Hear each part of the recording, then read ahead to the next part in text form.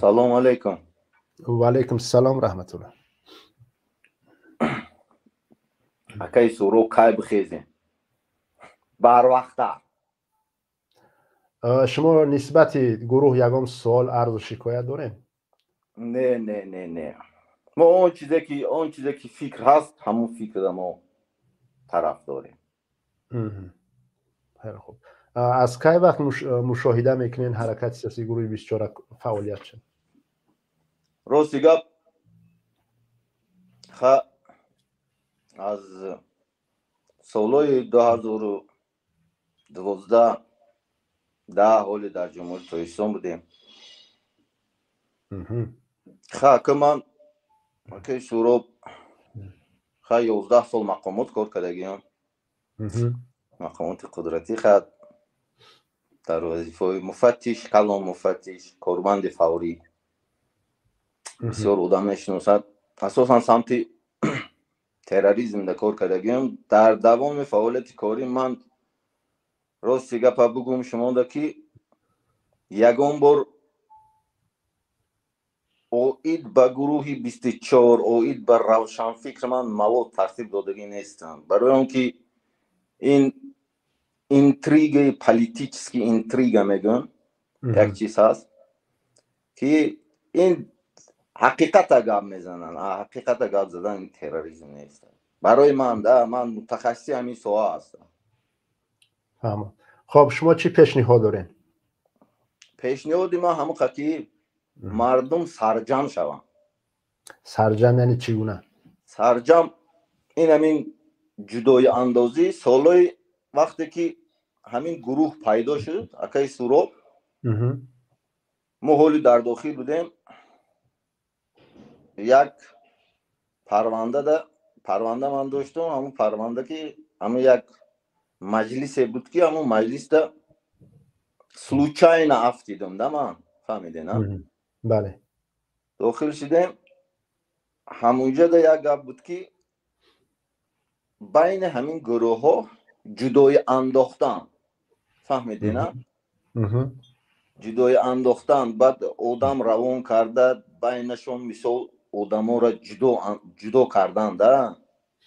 جدای اندازی. این همین چیزا سالهای 2012 این پروژه هایی که حکومت کشیده گیانده اما آدم هایی که این حال در منصبن بگم همین چیزایی باید مردم داند که این چیزا آدم های سلوچاین می افتن. آدم هایی که هر طرف دا می کشن همون مردم.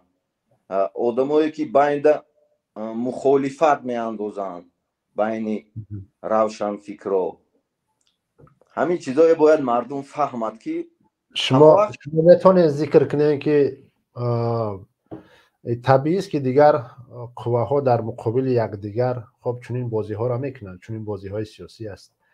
شما میتونید ذکر کنید که این چیز مشاهده میشود یا نه؟ یعنی که حکومت امروزه موفق شده است در این کارش یا نه؟ ما راستیگه بکی سورو قطعی اکی سینم گپ زدم. قطعی بسیار آدم ها گپ میزنم. وقتی که من اومدم راستیگه در اروپا 3 سال در بسیار اینجا اشکار گپ میزنیم. بعضی چیزی که حجت خمه خیلی آبش عموم میفهمونم شما در بعد با صحبت میکنیم. همین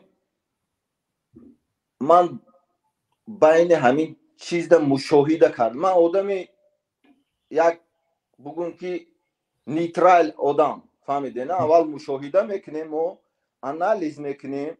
خب تجربه دارم برای اون که من مثال من خواندگی هستم. من 10 سال فعالیت نمودگیم. همه را بفهمم انالیز درست است. باید کسی کورکورانه نرود دنبال کسی. باید انالیز کنی بعد همون چیزا برای همین چیز کم هست مشاهده میشود اکی سورو. فهمیدین؟ برای همین مشاهده میشود همین چیز. این بعد پیدا شدگی بین شما دا. بعد من تحلیل کردم خودم دا همین چیزا.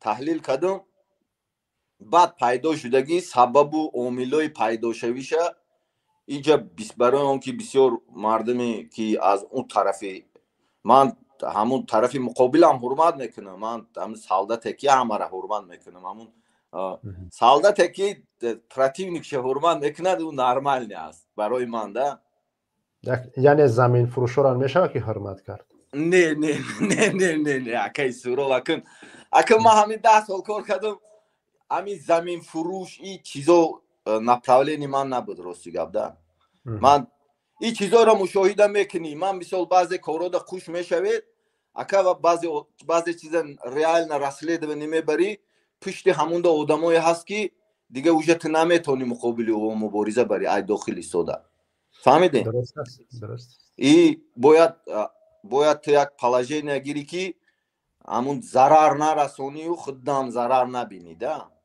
بله برای همه مردم ده همه که این سالی نامی می اومده ای کتیو نو سالی 22 همه خیلی باید کردن نکرد که باید غلبه باشه نتیجه غلبه شما 3 سال است گفته نه در اروپا شما در اروپا قرار دارین من در تمام دولت‌های اروپا بودم امریکا دام بودم بسیار دولت‌ها دا بودم بسیار چیزا خواندگی هستم گذشتگی مو منظور ما عین حال شما یعنی که در جای امن هستی نه یک در جای امن هستم من همین سال اکا 2017 دو عملیات گذراندم راستی گپ میگم این مسئله سر نکنه دو عملیات یک عملیات ده سال 2016 معلومات گرفتم 12 شهرونده که داعش رفته بودن و ایوجا مبلغ گذراندن همه چیزا بود همه را گرفتن حبس کردن 12 وقتی که 13 نفر آوردن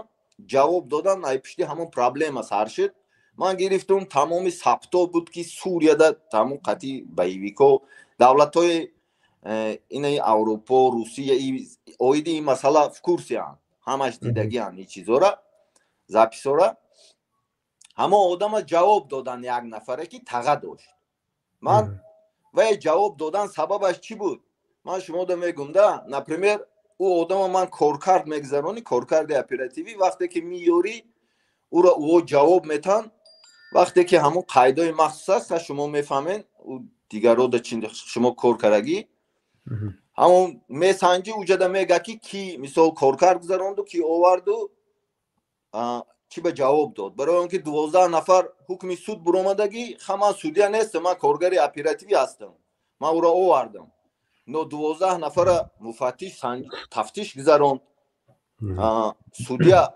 حکم برآورد پروکورور اونا کارگرای ترمده با اپراتیو نیکو هست که معلومات میگیرن و همه چی دلیل همه چی هست پروسه گرفتن جواب دادن همه استودگری کردیم همون یک گنرال بود قنقرازاده اگر شناسی نچنی قویده شهر بودم وقت خد قطیش جنگ و جنجال همیز حرکت کی شتابی همین گب نبرویده بعد ما خد ژورنالیست ها دا برومدم ژورنالیست های داخلی هم میترسن بسیار چه چوب کرنده میدون نه که حتی داجه همون ژورنالیست های آزادی هم بعضی معلومات پوره چوب نمیکنن که برای اون که در حدودی او قرار دارن او را میترسن ای چیزا همین پره چوب کرنده خمانه من برای سخنمان طولانی نشوم من در یک چیز اضافه بعد دویم عملیات همون برادرای یک زمان حلیم وفود کو عملیاتای همون ما گذروندگیام راستی گپ